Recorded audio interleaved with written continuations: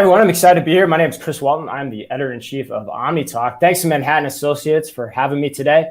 And I'm here to break down the top trends in omnichannel retailing.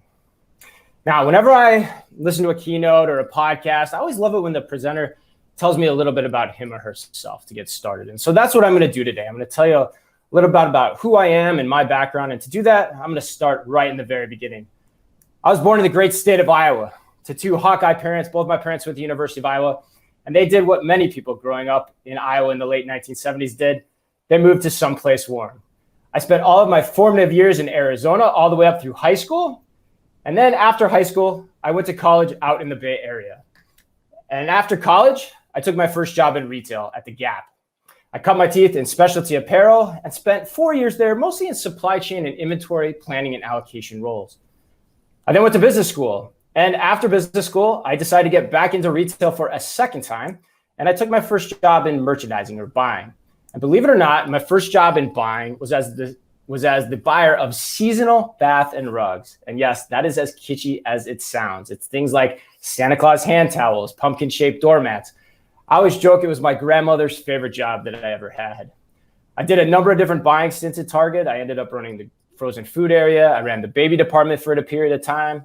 But the next most important thing happened to me in 2007. And that's when I met my now wife on a trip to Las Vegas. Now, I know what you're thinking, but that's a story for a different time and a different venue. But the reason I bring it up is because we started dating long distance, and it wasn't until 2011 that we actually came together to start our family. My wife got a great job offer in Boulder, Colorado. And I said to Target at the time, I said, hey, look, at some point, I have to go live with my wife to try and start our family. And Target was really great. Target said, hey, Chris, why don't you go learn how to run stores? And so that's what I did. I jumped at the opportunity. I ended up running my own Target store, my own super Target store, in fact, just south of Boulder, Colorado. And then I ended up running a district of 12 Target stores spread across northern Colorado, Wyoming, Nebraska, and western South Dakota. I was in my car about 30,000 miles a year. And there I was, 34, 35-year-old Harvard MBA, bagging groceries and throwing freight off a truck many days of the week. My family thought I was crazy, but I can honestly tell you it was probably the single best decision I've ever made in my career. I got to see retail from an entirely new perspective. And had I not had that experience, and that's why I go through this with you today, I don't think I'd be up here talking to you right now. Now, from there, as luck would have it, I went back to Minneapolis in 2013, and I became the vice president of home furnishings for Target.com. Shortly thereafter, I actually became Target's first omni-channel merchant. So I piloted the joint P&L structure for both stores and .com that Target has now gone to. And they went to that about 2 years later after I piloted it. And then from there, I was named the vice president of Target's Store of the Future project, which was essentially Target coming to me and say, Chris, based on your really unique background and set of experiences, we want you to answer a question for us, which is 5 to 10 years out, why are people still coming to physical stores to shop? And how would you conceive of the Target brand and trying to answer that question? It was soup to nuts responsibility over every aspect of an omnichannel design, all looking at what works and what doesn't when you start talking about technology and retail experience design for scale with a future mindset. Now that project ended in 2017, early 2017. I met my now business partner, Ann Mazinga, on that project. And we decided about 7-8 months later to go out on our own and devote ourselves fully to the study of that question. What does a store of the future look like? And so we started our own blog, Omni Talk. It started with articles. My first article was comparing Amazon to the Vietnam War. Now we do interviews, podcasts. I became a senior contributor for Forbes. And it's all on that topic. What's important in omni-channel retailing? What really matters and what doesn't? From the point of perspective of two people who have been in retail, who have actually done it and lived it from a store of the future design perspective.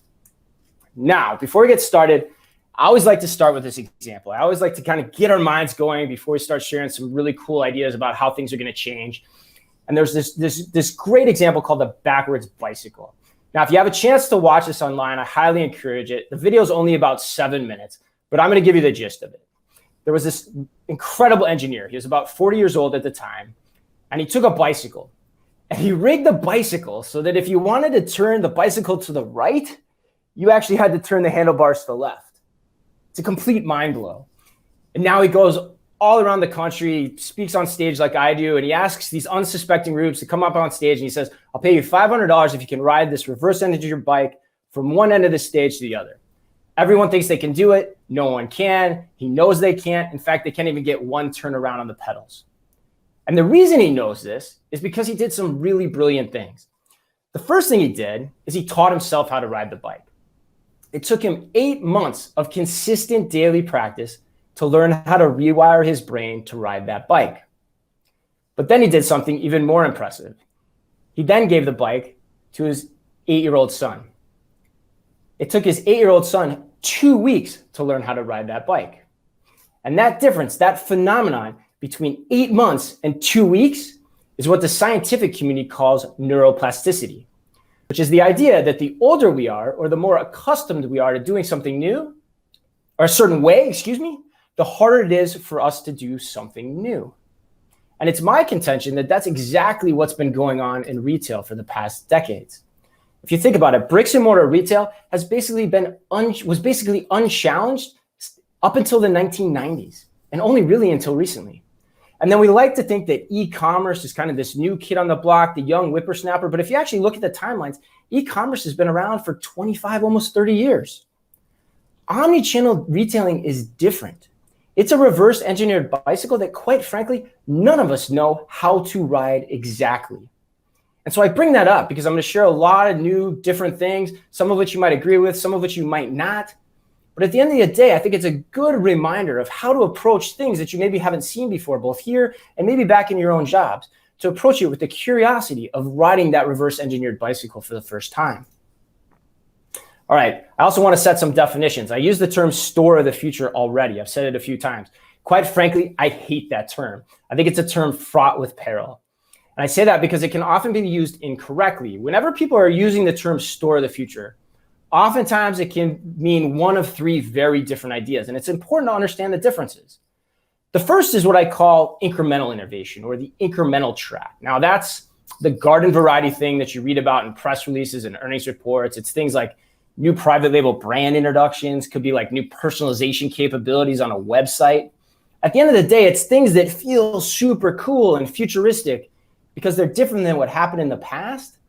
But at the end of the day, they don't fundamentally change the way a retailer does what it does day in and day out with new business model economics. They aren't true store of the future ideas. Now, track number 2 is different. Track number 2 is what I call true store of the future work. That's where you have entirely new business models developed for scale. Now, not surprisingly, examples of this are really hard to find because it's really hard to do. But there are some upon which we can draw inspiration.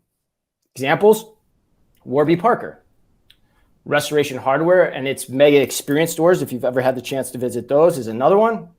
Or my personal favorite example right now, Amazon Go / Amazon Fresh, and what that potentially means for the future of grocery. Now, track number 3 is what oftentimes is overlooked, and that's where actually I have my most experience, and that's what I call concept work. Also important, but also not done that often. Examples of this are also really hard to find. But it's akin to what you find in the auto industry. Think like the concept car. The idea here is that you're doing live experiments. Some of those experiments might work, some of them might fail, but it's not the successes or failures that matter. It's whether you're funneling the lessons of those successes and failures back into tracks 1 and tracks 2 over time. And like I said before, it's hard to find examples of this, but in reality, this is actually the easiest thing to do. And there still aren't even that many, even though COVID-19 has probably been the greatest experimentation hall pass in the history of retail. But there are some important ones. Nordstrom Local in the department store is a great example. Sam's Club Now in the warehouse club industry. Or had you asked me almost 3 years ago, I would have said Amazon Go. There it was, dark in the basement of Amazon's headquarters. And it wasn't until they opened it up as a concept test to the public in Seattle that it became the scalable idea that it is today. Now, the reason I bring this up is because any retailer worth its salt likely should have some degree of bets placed across all 3 of these tracks. And it's just the question of the relative strength of one's business model in terms of how much they should put into each of them. But Amazon, with all that said, Amazon devotes roughly $22 billion a year to track number 3, to concept work, to experimentation, to R&D. That's $6 billion more than the next closest competitor, which not surprisingly is Google. No retailer cracks the top 10 list. And I bring that up because experimentation matters. It's something we have to be doing as retailers. We have to place our bets. And so today, what I'm going to talk to you about, based on all the things we've read, all the interviews we've conducted, all the work we've done over the past 4 or 5 years, there are some places where we think are really smart in terms of where retailers need to place their bets going forward. Specifically, how we look at differentiation is really changing. Now, historically, retail differentiation has always been about 4 things: brand, assortment, price, and convenience. But it's only recently that that last pillar, especially, and this is where we're going to spend the bulk of our time today, has really taken on new dimensions. Previously, convenience had always been about location. But it's only now that the physicality of what the word convenience has changed. It's been changing. I'm going to show you what I mean. This is my favorite statistic in all of retail. Now, normally I ask people to take a guess on what it could represent. No one can ever do it, but we're virtual here today, so I can't do that. So I'm just going to tell you what it means. But 49% represents the number of first product searches that start on Amazon. Now, what's a first product search? Well, basically, that means that anytime consumers know what it is they want to buy, they go to Amazon to find it. Now, 49% of the time, they go to Amazon. 36% of the time, where do they go? Google. So 85% of the time, when consumers know what it is they want to buy, they go to Amazon or Google to find it. But that's not the interesting point. The more interesting point is the converse, because this means that only 15% of the time when consumers know what they want to buy, do they actually go to retailers or brands' own websites to find what it is that they're looking for? And that number continues to go down year over year as well. And it's important to understand why, because there's a new context that's emerging as we start to look at what are the trends that are going to shape retail. Now, if you look at historically why stores have existed, whether digitally or physically, they've always existed for 5 key reasons. They've been a place of inspiration, a place of convenience, immediate gratification, and then 4th and 5th, these points are very important, they've been a place of taction. And by taction, I mean a place where people can touch and feel products. They can do all the sensory things that give people confidence in the purchase that they are making. And then, of course, the last point, the sheer social joy of being out in the world, either on your own or with other people. Now, when digital came along in the late 1990s, Amazon, eBay, then later supercharged by the mobile phone, digital basically said to retail, and especially physical retail, it said, hey, look, stores, those first 3 things, inspiration, immediate gratification, and convenience, we can do those things, if not better than you can, stores. Those aren't your purview anymore. And I'm here to tell you that that's true. Think about it. Amazon, everything store. You can have anything you want now at the press of a button if you're willing to pay for it. But most importantly, from an inspiration perspective, a digital commercial experience is 100% personalized to us as individuals. I go home today, I shop on my mobile phone, my desktop browser. My experience isn't going to be like anyone else's watching this presentation today. And that's not something we could ever say or still can't say about physical stores, at least not yet. I'm going to talk more about that.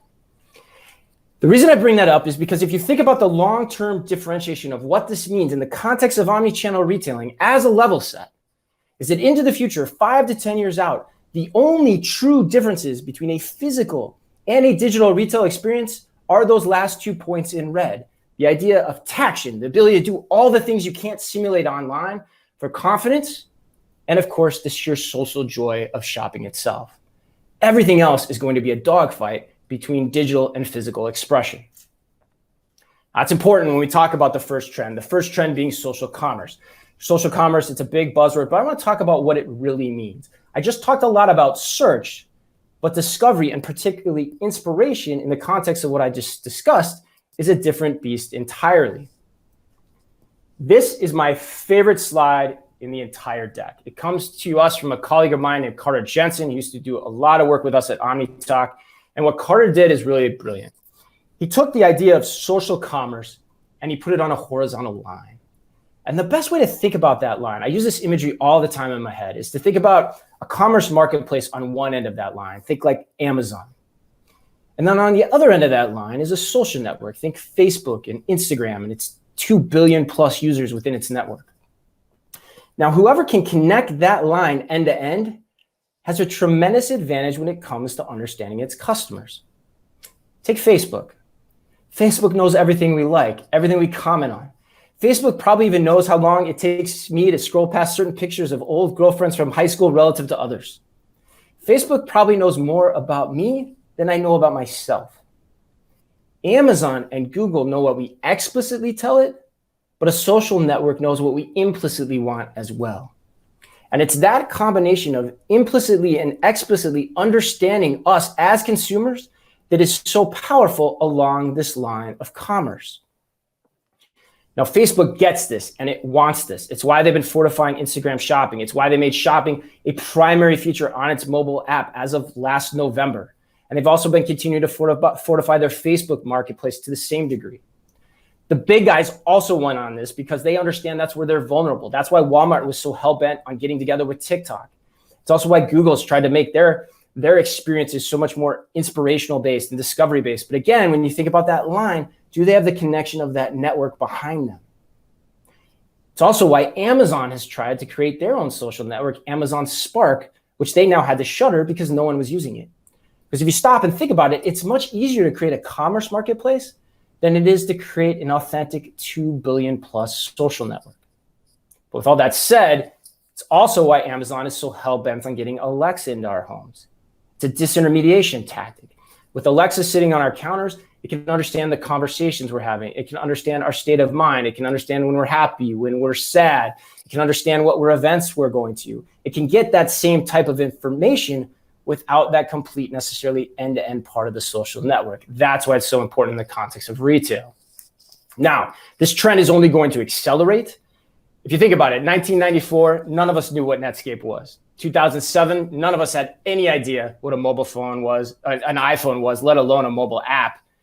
And so if you believe the timeline, it starts to beg the question, 2021, 2022, what's next? What is that next commerce platform that we are going to engage with?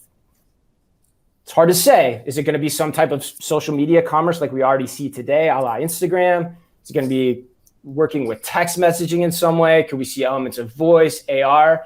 For my money, it's going to be some combination of all of these. And it has yet to emerge, but it's important for us to start thinking about it in the here and now so that we can start running the experiments that prepare ourselves for the future. Because there's even going to be more disintermediation along that line that's playing along with this. And so that's trend number 2. Trend number 2 is what I call third-party delivery marketplaces. Now, this is a sample on this slide of just third-party delivery marketplaces within the US. If you included this internationally, I don't even think you could keep everything on one chart. There's a huge amount of money going into this space from the VCs. Instacart right now is reportedly valued at $40 billion. GoPuff just got another $1.6 billion. And the reason for that is simple. And I think this picture captures the essence of it all. This to me, you might think I'm crazy, but this to me is the most important picture coming out of the pandemic if you're in retail. It's the home screen on Walmart's mobile app. If you study it and you look at it closely, there's one thing that's distinctly missing. And that is that Walmart's not asking you anymore, what products do you want to buy? It's how do you want to get your products? How you want to shop has now become a front of the funnel purchase criteria. It's now a merchandisable event. Never before were we able to say that, but technology has now made that possible, which completely changes the physicality, especially in terms of how we think about things as consumers in a pre-purchase mindset. And so when you go back to the line of commerce, that becomes very interesting. Of course, you have Amazon, but then that starts to mean that delivery timing matters. Do you want something same day? Or actually, wait, let's move up the curve. Do you want something in 30 minutes or less? Or who knows where this ends? Do you want something that's almost Star Trek and you can just beam it up and have it delivered to you whenever you want? I mean, Elon Musk is hosting Saturday Night Live. Who knows? I could see him trying to pull something like that off. Now, I say that in jest, but at the end of the day, it's important because it shows you that the mindset is there and we're already heading in that direction. And so we as retailers need to understand that because we have to start talking to our customers in different ways. And we have to start working with different partners and different technologies to create a foundation by which we can be successful in this new paradigm. And that foundation is all about omnichannel. So my third trend is omnichannel is cool again. Now, I know some of you are probably thinking in the audience, well, is that really a trend? It's been around. I'm here to tell you it hasn't been. I can remember back in 2019, I got in a literal fight with somebody over dinner at a trade show because I named my blog Omni Talk. They thought it was stupid and silly. I honestly don't care what the name is. You can call it omnichannel, new retail, harmonized retail. It doesn't matter to me. What matters to me is that we all understand and recognize what it is all about. Because omnichannel retailing at its core is about this. It's about digitizing our understanding of what is happening in the physical world, similar to how a mouse moves upon a browser. In e-commerce, we've always had a funnel economic sense of what's going on as people interact with our digital properties. We've never had that understanding in the physical world. And that's what omnichannel is about. It's about giving us that funnel economic understanding that we have online of how people and products are moving in space. Now, to bring it about, there's really what I call three legs of the proverbial omnichannel stool. The first is what I call cloud commerce. Now, you can get really wonky on this pretty quickly. I'm not going to do that today. So in the interest of time, here are the key points. The key points here is cloud commerce is about having a unified architecture that can scale automatically, something that never needs upgrading, something that can scale in real time. And for me, the two most fundamental systems to that are the order management system and the point of sale system, because you have to have real-time accurate records of both your sales and inventory. By having that, that is the only way you can truly understand what's happening pre-purchase, in the moment, and post-purchase. Now, once you have that in place, the second leg of the stool is what I call the application layer, or also maybe the recording layer. And that's where you have a system of recording devices that are helping you to understand what is it that the consumer is doing in and around all that inventory and sales data that you're collecting. Now, there's a lot of different ways to do this. It could be a mobile device in the hands of the consumer. It could be an ordering kiosk. It could be a device that's in the hands of employees, or it could even be cameras in the ceiling or sensors in the shelf, essentially everything that powers Amazon Go.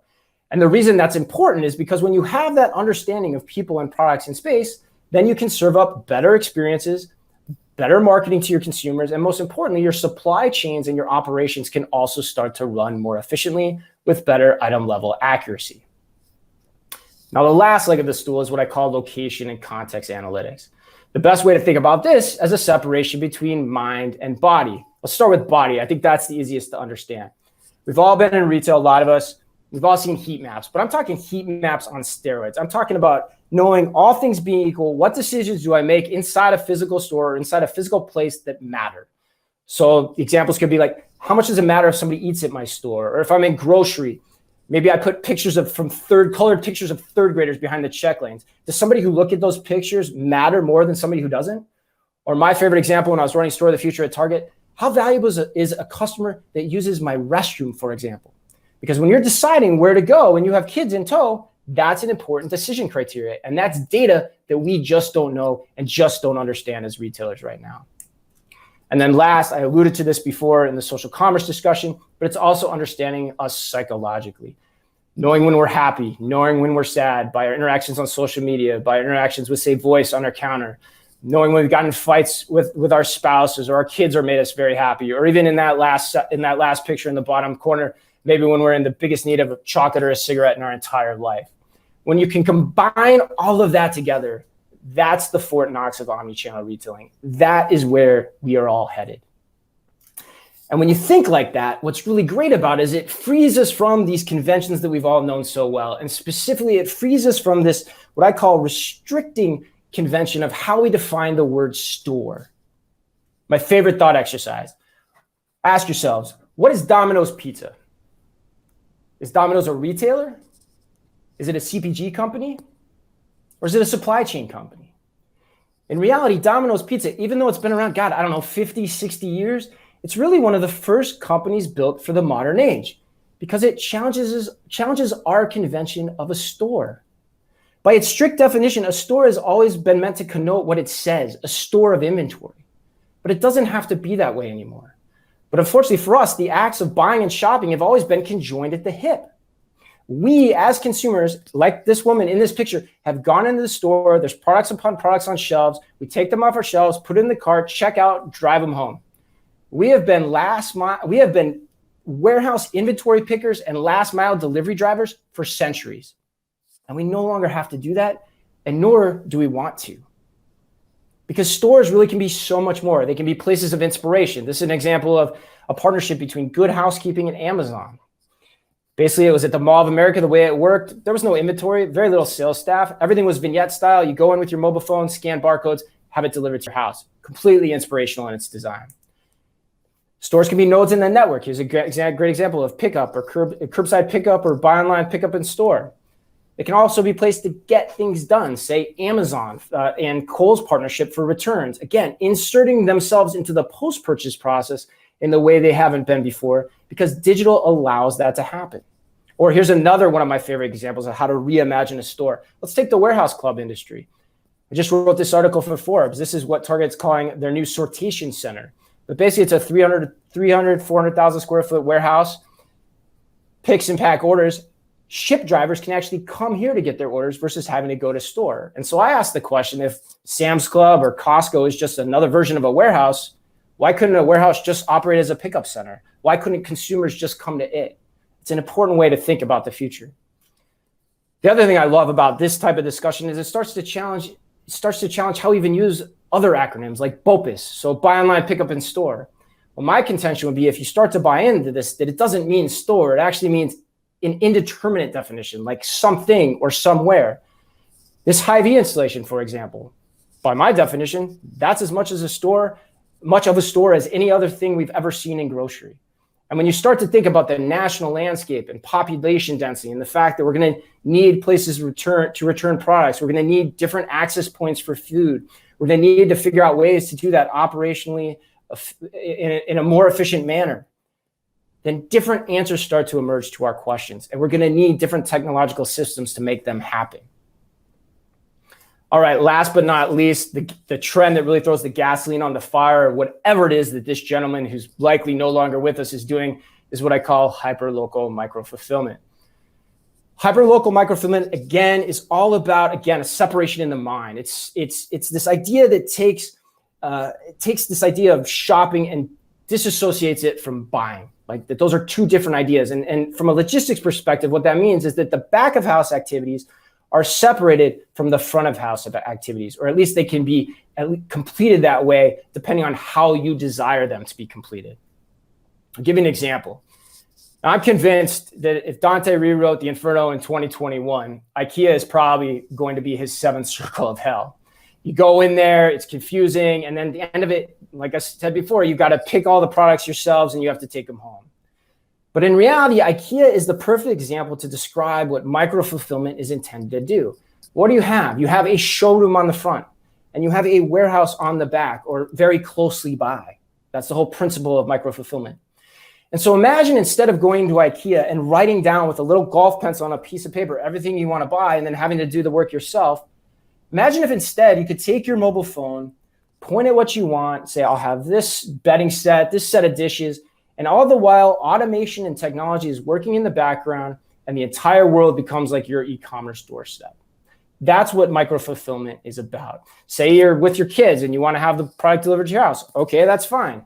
Say you want it at the front door waiting for you when you come out. That's fine too. All of that can happen when you start thinking about these things in this way. It's not that different if you're old enough to remember, and I am, the service merchandise business model. It's just now made modern and relevant again because of technology.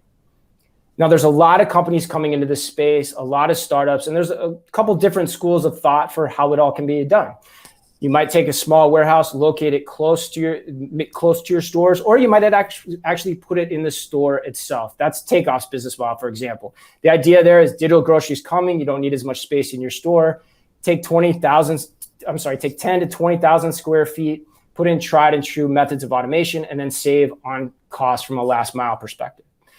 When you do that, what ends up happening is you end up saving on the store labor, you end up saving on the picking and packing costs, and like I said before, your stores are inherently closer to your consumer from a delivery standpoint, so you end up saving costs there as well. Now, this idea isn't just going to happen in grocery. It's really starting to heat up in other areas too, especially in the mall industry. It's partly why Amazon was rumored to be going after JCP and partly even rumored to be going after Macy's. But you're seeing a lot of people start to think about, how can I create these almost communal type fulfillment atmospheres by way of micro fulfillment as a concept that helps pick and pack things more efficiently and get goods to consumers more affordably. That's only stage one, though. Really, stage two, where you're going to start to see across the supply chain, you're going to see software platforms that make all of the services more of a white label product, where you're not necessarily with Ship, but you could contract out to Ship or Instacart or Uber or whomever you want to get the work done.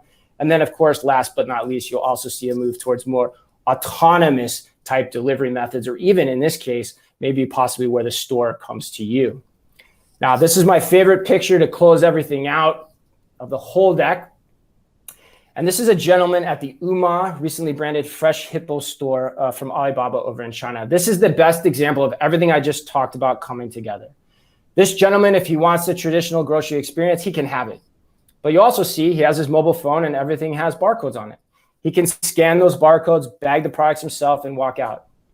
You'll also see that over his shoulder, there's a micro fulfillment warehouse working and running right on site. So he can scan those items and have them delivered anywhere he wants in the world.